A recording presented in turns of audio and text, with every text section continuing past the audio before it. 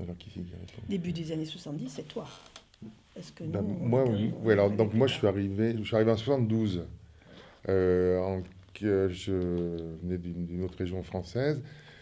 Je suis arrivé parce qu'il y avait l'expérience de la Villeneuve, dont on parlait dans l'éducation nationale, dans le milieu associatif, animation, etc. Donc, je suis arrivé en 72 et donc j'ai pris tout de suite un poste comme animateur à la maison de l'enfance des Bouleaux. Donc, on était une équipe de trois quatre animateurs et faisions un travail d'animation en tiers-temps pédagogique essentiellement. Donc, c'est-à-dire tous les après-midi et les mercredis, et éventuellement de temps en temps en petites vacances scolaires, où là, on s'occupait avec les enseignants de tout ce qui était travaux manuels, approche de la nature, animation sportive, etc., etc. Et donc, j'ai commencé mon boulot d'animateur à ce moment à la Villeneuve, en fait. Voilà.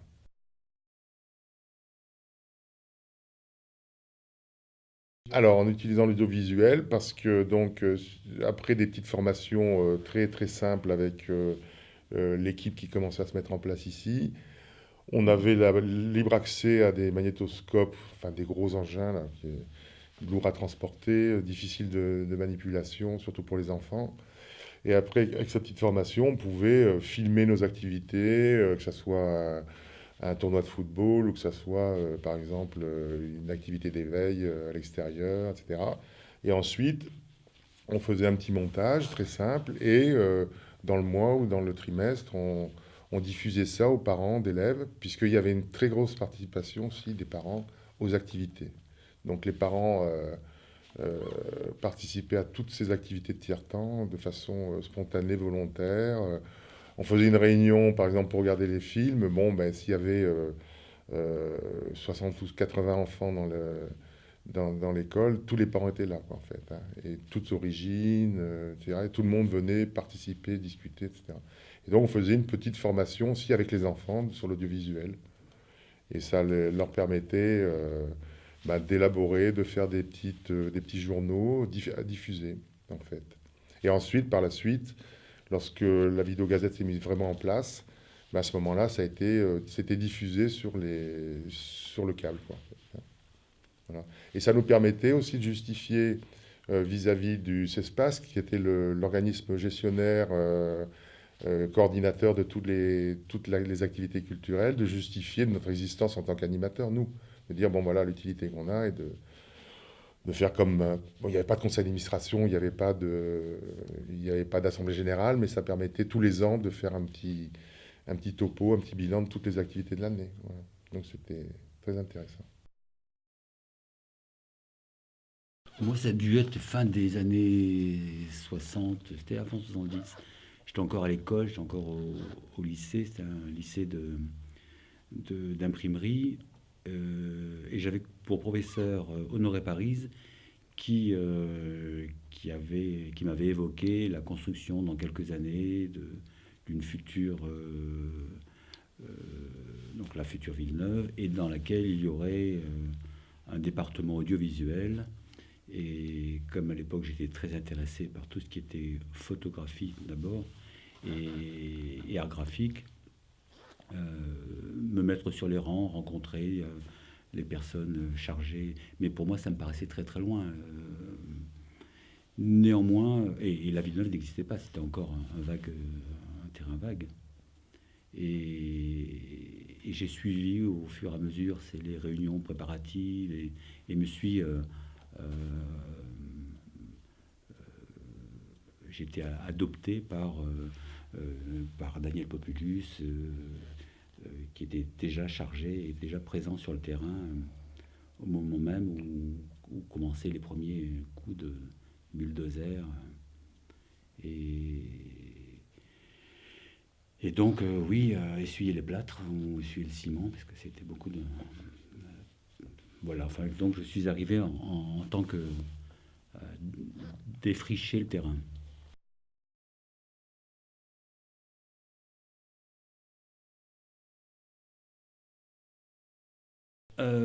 Ça a été lors d'une réunion dans un bâtiment public où il y avait une trentaine de personnes présentes ce soir-là à ces réunions publiques, où il a fait état de ce projet. Et moi, j'étais, oui, intéressé. On en a discuté après la réunion. Il a souhaité me revoir et on a beaucoup parlé d'abord parce que pour moi, ça me paraissait pas très réaliste. Je comprenais pas très bien le but d'une télévision locale, d'une télévision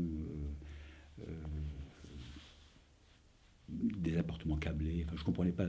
Techniquement, je comprenais rien. Donc et je crois que c'était encore assez flou, même dans l'idée des promoteurs. Donc c'est en déchiffrant qu'on a réussi à créer un cadre et s'y inscrire. Mais ça restait quand même... tout restait à faire.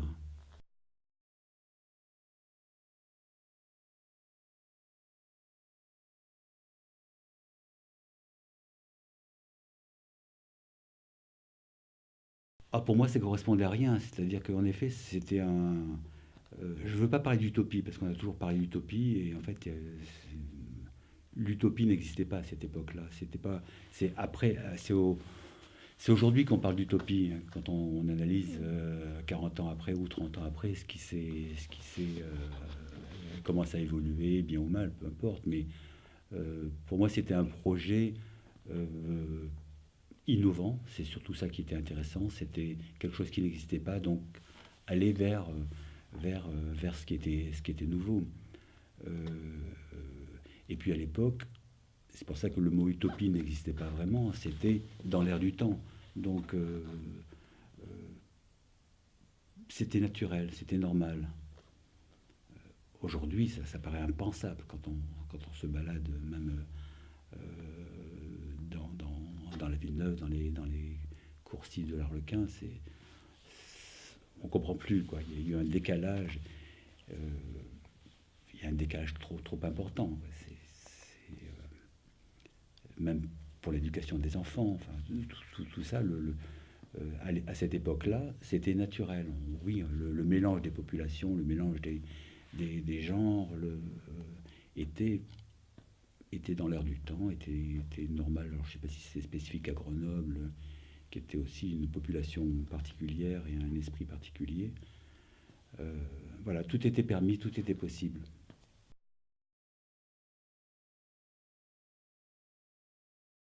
Alors moi, sortant d'école d'art graphique et d'imprimerie, j'étais chargé de ce qu'on appelle l'habillage de ce qui ne s'appelait pas encore Vidéogazette, d'ailleurs, parce qu'on a cherché. Et c'était plutôt, je crois qu'on s'était inspiré des télévisions communautaires canadiennes, québécoises. Je crois et d'ailleurs, inspiration très des plagiats même, parce que donc moi j'étais chargé, bref, de l'habillage de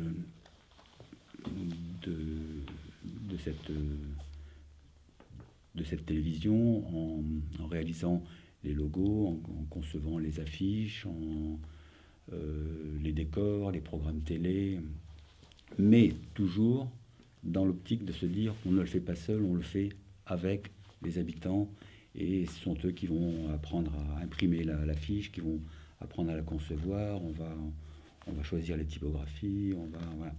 C'était toujours faire participer la sérigraphie.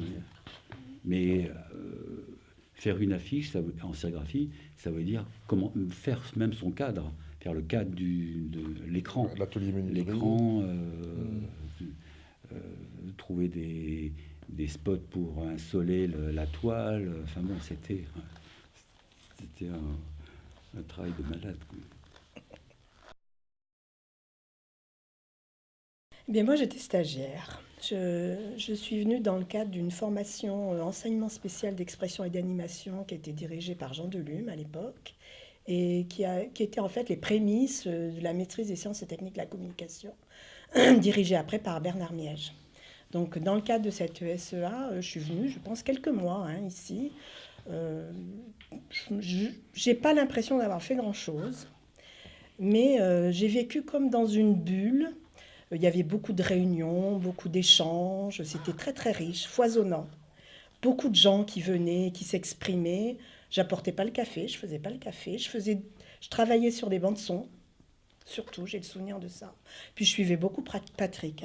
On allait faire des émissions, des enregistrements, images et sons, même à l'extérieur de la Villeneuve. On n'était pas fermé sur la Villeneuve. Tiens, je me souviens, c'était Michel Rosset, un poète, qui était un serrurier. J'ai le souvenir de cette émission qu'on avait faite. On sortait, et puis je pense que c'était diffusé localement ici, quoi.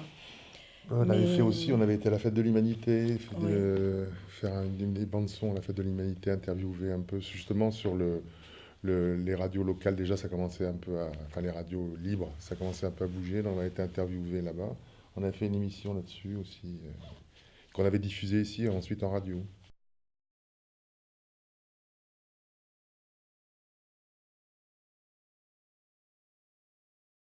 oui, Oui, oui, oui. oui. Mais je crois que C'était c'était... complémentaire, hein. Oui, tout était... Tout le monde faisait tout. Tout était possible, quoi. C'est vraiment cette notion de possible. Mhm. Tout le monde pouvait s'exprimer, tout le monde pouvait être motivé par quelque chose et le faire. Mhm. Il n'y avait pas d'interdit, il n'y avait pas de Mhm. spécialisation, il y avait...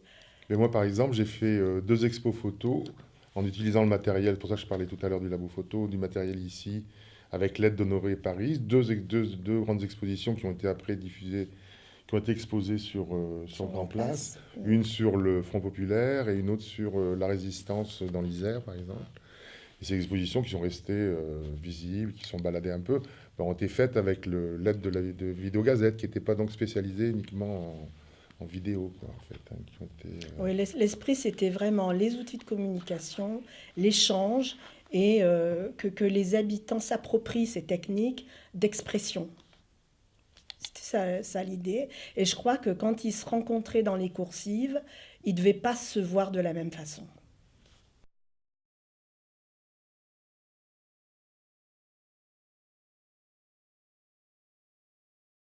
De l'architecture, Oui, bien tout, sûr, oui, oui, oui. tout a joué.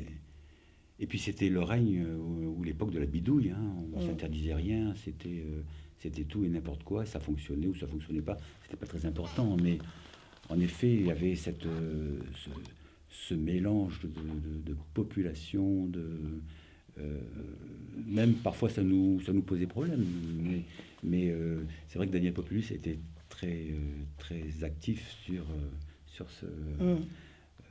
et volontairement nous pousser à, à faire ces mélanges qui étaient passionnants d'ailleurs, hein. Oui, et puis on pouvait lui proposer n'importe quoi, par exemple auprès des enfants, même une expérience qui était vouée à l'échec ou je sais pas. Il disait, bah, vas-y, voilà, tiens, t'as le matériel, débrouille-toi avec et on verra après, on fera le montage s'il faut. Bon, puis il y a des fois, les choses qu'on faisait n'étaient pas bonnes, on les mettait à la poubelle, ça valait rien. Et pour ça, on pouvait...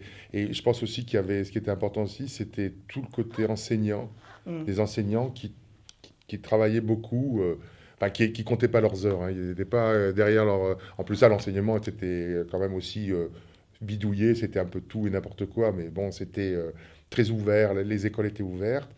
Et je pense que les enseignants, et avec le tiers-temps, ça a beaucoup contribué au brassage, à tout ce qui s'est Mm. passé dans la Villeneuve.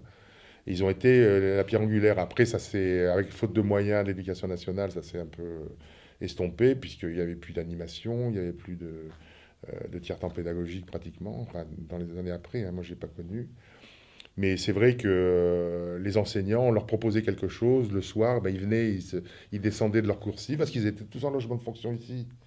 Donc c'était aussi, ils prenaient l'ascenseur et ils venaient ici en réunion ou dans l'école, etc. Donc, Et je crois qu'au départ, les gens qui sont venus, c'était le cas d'ailleurs de tes parents qui étaient enseignants ici, ceux qui sont venus en tant qu'enseignants, c'était le choix de pouvoir faire autre c'était un choix, chose. c'était volontaire, hein. C'était volontaire.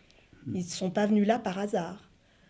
Même nous, je veux dire, quand on est venu là, c'est que ça répondait à un objectif qui nous motivait.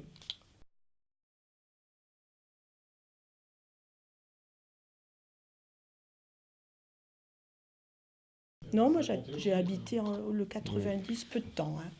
Mais je peux pas dire que 75. je me sentais habitante du quartier. J'étais pas habitante du quartier, je me sentais pas habitante du quartier. Il n'y avait pas de limite. Je me souviens des émissions que nous faisions dans l'espace 600, les Agora. Euh, à l'époque, le modèle, c'était Jacques Chancel, le Grand Échiquier. Donc très bien, on avait un thème, peu importe. On commençait à tourner à 20 heures. La salle était pleine, Pleine de fumée. pleine de fumée, pleine de.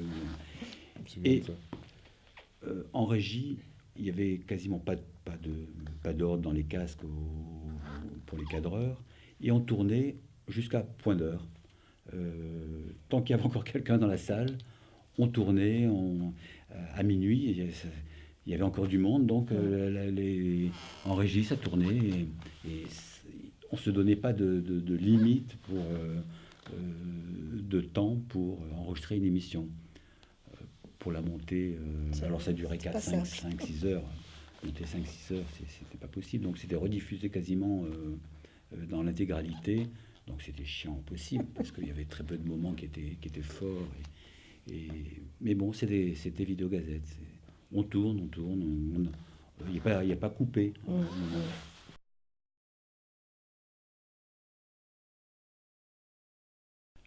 C'était toujours cette histoire de réunion. On passait beaucoup de temps en il y avait réunion. du temps. Des réunions. Et donc, les ressortait 1000 thèmes lors de ces réunions.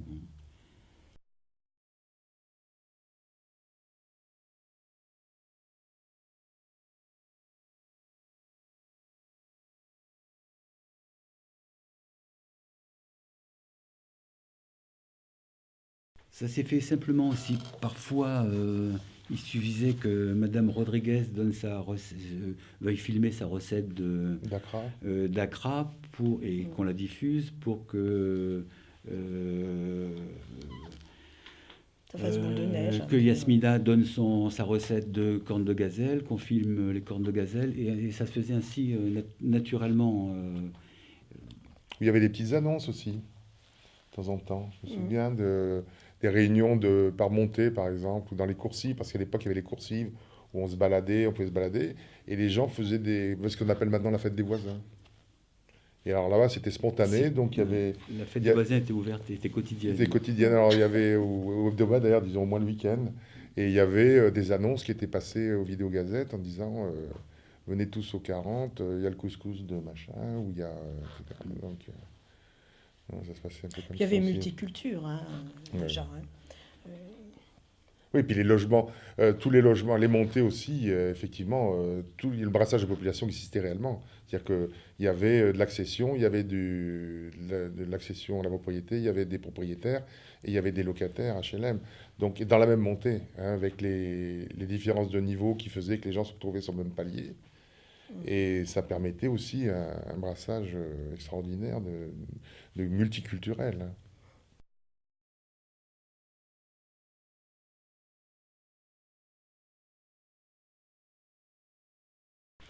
Ben, lorsqu'on est arrivé dans ces locaux qui n'existaient pas, on les suivait je ne sais plus où on était installé en dehors de la Villeneuve, mais quotidiennement on venait voir l'évolution du chantier, puis lorsqu'on l'a réceptionné, il n'y avait rien, ni caméra, ni vraiment studio, et tout a été fait au jour le jour, inventé de toutes pièces. Les caméras, à l'époque, c'était encore des prototypes, la régie également.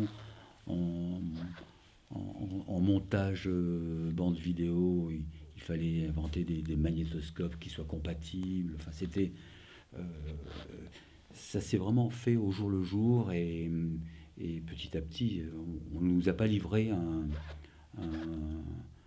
outil prêt à tourner. Il a fallu le créer. On avait de l'espace, et ensuite se l'approprier.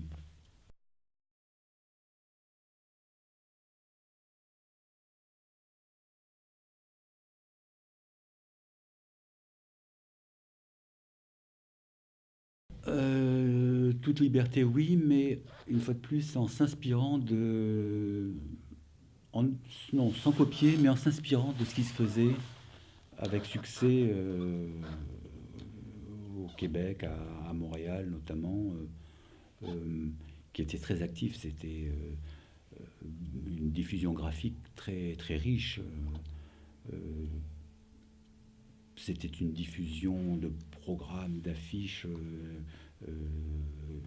quasiment quotidiennes. Enfin, c'était très très riche. Et il fallait communiquer de cette façon-là aussi. Nous,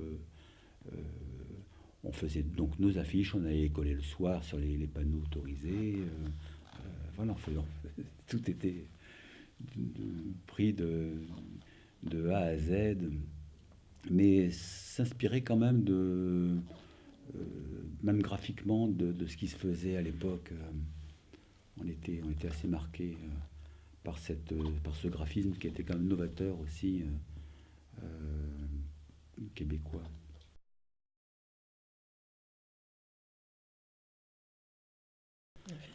Est allé Hormis le fait de visiter pas mal de studios à Montréal, puis à Québec, on acquiert et on récupère pas mal de matière de chez les cousins.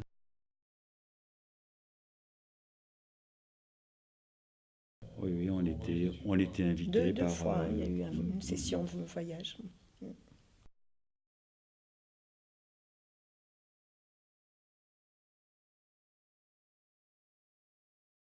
Comme elles étaient faites en interne, il fallait aussi inventer des moyens techniques pour les concevoir. C'est-à-dire que c'était des aplats de couleurs.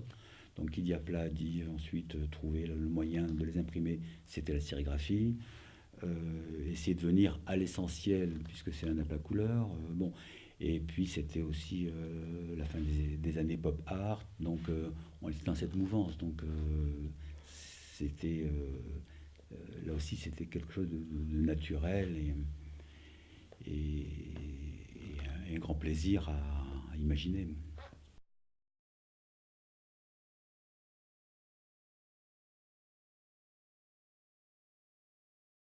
Oui, ça dépendait. Il y avait en effet soit un atelier graphisme où on réfléchissait, où on avait des ciseaux, on bidouillait, on coupait on le réalisait ensemble, soit parfois, et une fois sur deux, c'était moi qui les concevais, et on les réalisait ensuite à l'aide soit de jeunes qui venaient avec nous des écoles, soit avec des habitants qui étaient intéressés par cet aspect graphique et de conception d'affiches.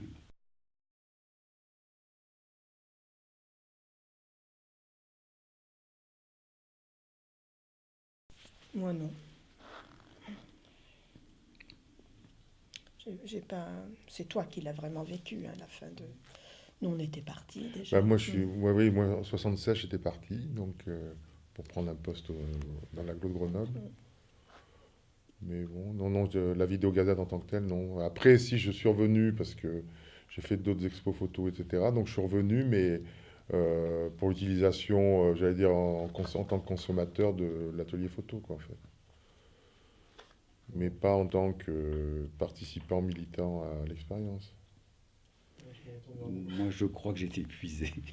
T'étais épuisé, Je crois que toi. j'étais épuisé au bout de ces 2 ans et que bon, j'ai accueilli la fin de Vidéogazette évidemment avec un peu beaucoup de peine et d'amertume quand même parce que c'était une expérience qui n'était pas arrivée jusqu'à son terme. Néanmoins, rebondir sur une, une vie professionnelle dans la presse notamment était un peu plus sereine, hein. C'était un peu plus confortable. Moi, j'ai le sentiment que c'était.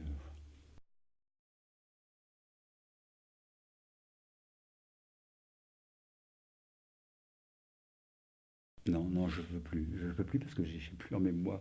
Je sais que ça avait été une conception bien précise, un faire-part de décès original, mais je me souviens plus d'originalité, je me souviens plus du tout du lieu Parisien où nous avions rencontré les journalistes à qui on avait...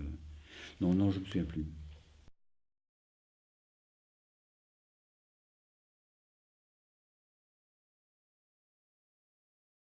Moi, c'était plus l'aspect pionnier. Ensuite, comme par hasard, y avait-il un lien sans doute, j'ai travaillé pour la mission câble, la mission interministérielle du développement pour le câble. Et donc je pense qu'il y avait quand même des racines là.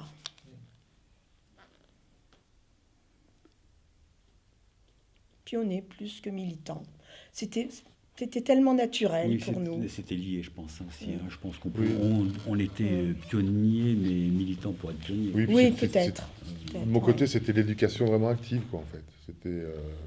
bon, j'avais un projet d'éducation, entre guillemets, pré-projet pédagogique, mais c'est vraiment que ça a été le déclencheur, en fait, de ce que j'ai fait après, de ma vocation, de directeur d'équipement, etc., quoi. Où j'essayais de mettre en pratique ces espèces d'acquis qui étaient informels quand même, hein. C'était, on faisait un peu, comme je disais tout à l'heure, un peu tout, n'importe quoi au niveau éducatif. C'était... tout à l'heure, on en discutait. Je dis par exemple, on faisait des réunions pour savoir s'il fallait un sifflet pour arbitrer un match de foot, par exemple. Et on faisait de l'auto-arbitrage. On disait aux gamins, vous allez vous auto-arbitrer. Et on ne faisait pas des équipes de 11 contre 11 au foot, parce qu'il fallait que tout le monde joue. Alors, tous les âges. Alors, on mettait, c'était 20 contre 20. Enfin, voilà. Et puis, alors, je me souviens, parce que c'était juste devant le 40, là, il y avait des terrains vagues, on avait mis des poteaux comme ça. Et puis, il y avait la mairie nous avait mis à disposition comme vestiaire des wagons de chemin de fer réformé. Et on se changeait, pas, mais enfin, on faisait semblant. Donc c'était formidable. Et puis voilà, et donc il fallait... alors on faisait des grandes réunions entre 30 animateurs pour savoir s'il fallait arbitrer, s'il fallait faire un challenge entre les différentes écoles, mais il fallait pas parce que sinon c'était la compétition. Il fallait pas faire de compétition, il fallait que ça soit égalitaire, etc. Donc c'était une expérience assez amusante. Bon, après on en tire des enseignements quand même. C'est assez marrant. Mais bon, quand on commençait une partie de billes, il ne fallait pas l'arrêter dans la classe, tu vois. Alors, c'était en pédagogie quand on jouait aux billes, mais l'instituteur arrivait, par exemple, il ne fallait pas arrêter la partie de billes parce que c'était éducatif, c'était le jeu, quoi. Alors, ça durait, le gamin, il durait jusqu'à 5 heures de l'après-midi, il jouait aux billes. Moi, c'est une caricature. Moi, c'était pas très militant quand même. Moi, c'était le côté pionnier. Militant, ça me gonflait. J'étais le seul de l'équipe à pas être vraiment politique. Politique. Oui, moi c'est pareil. C'était gonflant. On se regardait le nombril dans les réunions. C'était interminable. Moi, c'était vraiment le côté pionnier de cette aventure qui me motivait à Vidéogazette.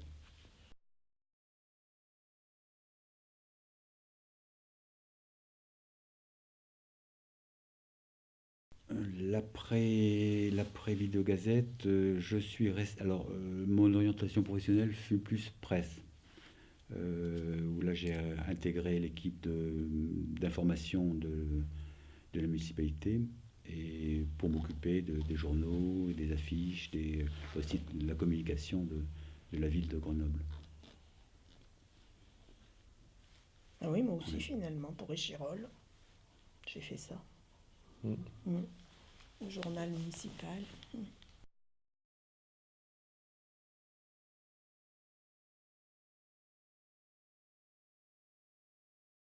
De toute façon, oui, toucher à l'ensemble des médias que sont surtout la radio. On avait quoi, 25 ans, 24 ans. Voilà.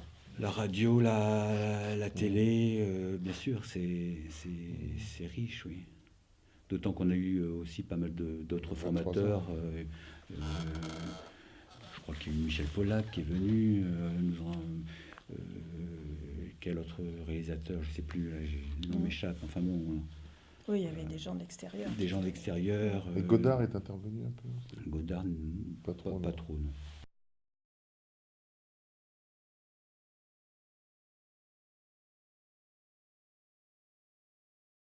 Moi, d'abord, j'ai l'impression que ce stage que j'ai fait, qui a quand même pas dû durer des mois et des mois, j'ai l'impression quand même que ça a duré longtemps. Comme si j'avais vécu beaucoup de choses, moi. Intenses. Oui, c'est ce que je disais tout à l'heure. Moi, ça m'a paru dans la durée une vie professionnelle, alors qu'en fait, il est vrai que ça a été marqué quand même.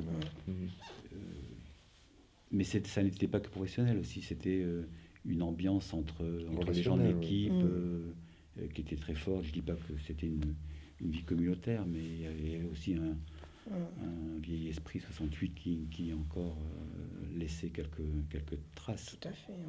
Oui, c'était un creuset de partage, d'échange. Ça bouillonnait quand même, hein. Oui, et puis moi, par exemple, avec les enfants, je me souviens très bien de la joie des gamins de filmer, de se voir, de montrer à leurs parents ce qu'ils ont fait, de dire, tiens, hier, je suis passé à la télé, est-ce que tu as regardé à leurs potes? Et de participer au montage. Je me souviens qu'ils couraient dans la coursive quand on venait ici pour faire du montage ou faire du film, etc. Et ça, c'était là, il n'y avait pas besoin de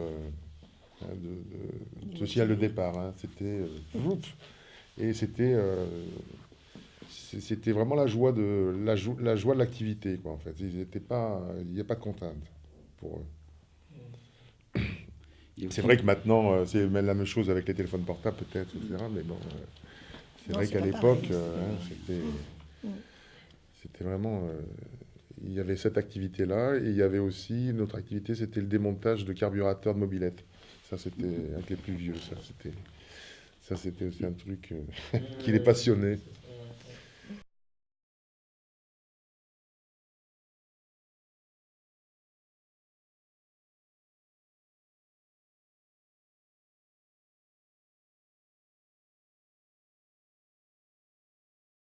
et la télévision était en noir et blanc, faut Mm. pas oublier en plus.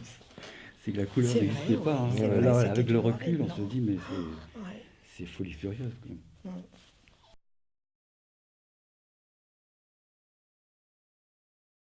Il y avait de la couleur sur Ouais. les affiches, c'est vrai. Heureusement.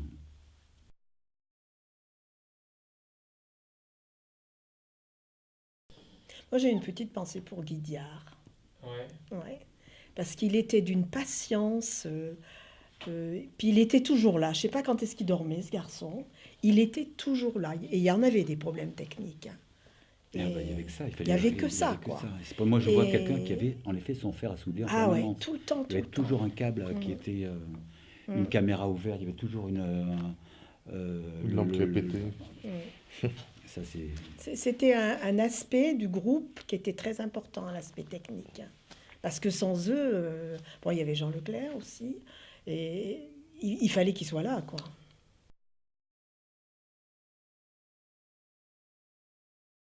Pionnier. expérimental, Expérimental. fragile. Mm. Et puis ils étaient là, nous étions là parce qu'on comptait pas nos heures aussi, Mm. hein. Puis que tout le monde utilisait, donc forcément, c'était un matériel qui était Ah quand oui, même. parce qu'il y avait des enfants qui servaient des caméras de la Mm. même façon que. Et que de fois on est parti sollicité. en interview avec les batteries à plat et ou pas suffisamment chargées et qui au bout de 10 minutes on pouvait plus tourner, on pouvait plus Ou enregistrer. avec le magnéto enfin la bobine qui se déroulait dans Dans le vide. le caisson.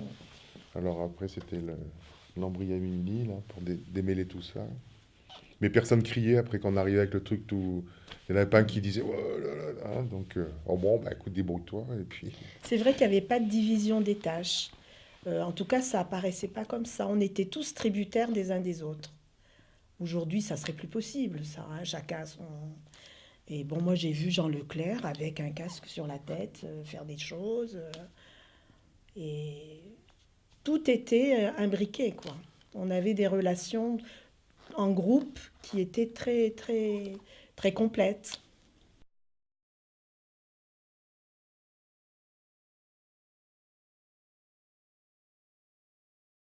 Ah ben, c'était rudimentaire, hein. Moi, je me souviens du montage son, on avait deux. Puis même le vidéo, ça faisait des. C'était du bricolage, quoi, hein. C'était- Mais bon, c'était pas. C'était comme ça, quoi, tout simplement, hein.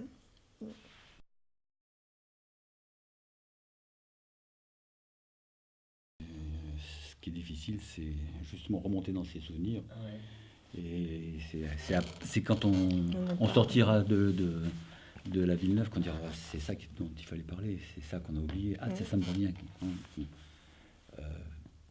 C'est très difficile de remonter dans ses souvenirs, hein.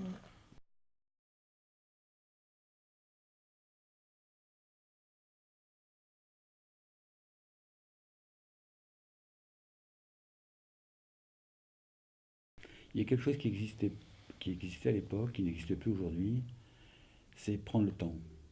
Quelqu'un qui voulait s'exprimer n'avait pas en face de lui un pseudo-journaliste qui allait lui couper la parole en permanence, ou un spécialiste qui venait lui poser une question mais qui n'attendait pas la réponse, ou qui n'écoutait pas la réponse. Ou qui répondait à sa place.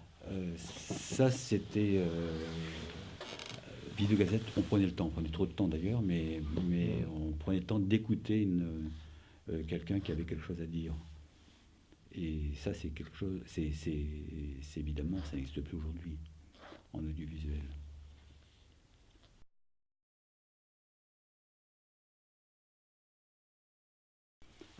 Donner la parole, oui, et pas la couper en tous les cas. Donner la parole à tout le monde, aux enfants, aux vieux, aux jeunes. Tout le monde pouvait s'exprimer, tout le monde avait quelque chose à dire, plus ou moins intéressant, mais pouvait le dire en tous les cas. Et on laissait le temps de s'exprimer. Ce qui aujourd'hui, aucune chaîne ne prend ce temps, aucune radio ne prend ce temps. Et puis il y avait l'utilisation aussi dans les écoles de la vidéo vraiment pour les projets pédagogiques des enseignants. Puis les enseignants s'en servaient aussi comme matériel éducatif. Quand même. Alors il y avait les deux aspects, il y avait l'aspect technique de formation des enfants, etc., l'audiovisuel, mais aussi le visionnage, visionnage d'éléments pédagogiques. Quoi. Mais je crois qu'on était plus dans l'esprit de donner la parole et d'utiliser ces techniques de communication que de faire une autre télévision. Je crois que l'objectif, c'était pas d'inventer une télévision, mais d'utiliser cet outil comme moyen. Oui, puis à l'époque, il n'y avait pas de grandes thèses sur la télévision non plus. Hein. La télévision, c'est quoi? Il commençait à y avoir 2 chaînes ou 3 chaînes. Je crois, je ne sais pas si je me trompe à l'époque. La couleur venait juste d'arriver, je crois, non, 70, un truc comme ça. Mais je ne sais pas s'il y avait déjà des grandes thèses, des grands documents des grandes réflexions sur la télévision, l'image, la sémiologie de l'image, etc. Je sais pas, si c'était vraiment bien pensé, quoi, en fait. Hein. Peut-être sur le cinéma plus, mais sur la télévision un peu moins. Donc c'était une brèche qui s'ouvrait, quoi, en fait.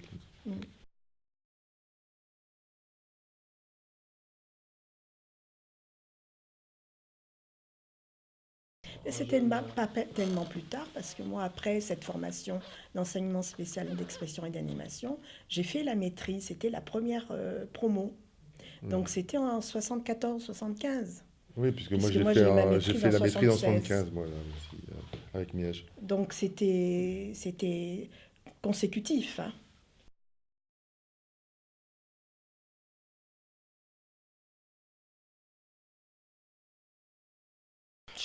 J'ai pas le souvenir.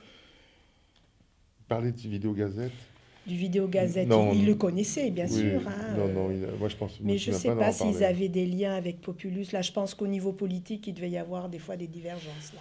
Parce que Bernard Miège était très marqué. Mais il y avait Jean Caunes qui était... Il y avait Jean Caunes qui faisait le lien, qui a été ensuite enseignant à la maîtrise. Mais il me revient un exemple, enfin, il n'y a plus rien à voir, mais où un enfant venait en disant « je voudrais filmer ma grand-mère » en plan fixe, et pour qu'elle me raconte comment elle a vécu la guerre. Elle a fait de la résistance, je voudrais qu'elle me raconte.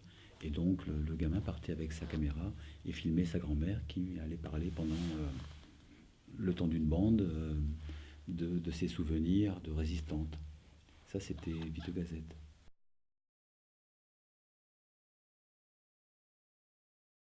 Et c'était diffusé ensuite, bien sûr.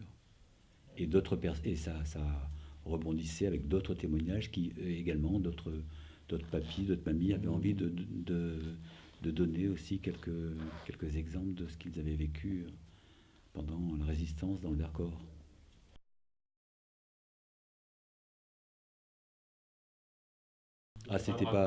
Non, il n'y avait pas de retouche là, c'était un plan fixe qui était passionnant.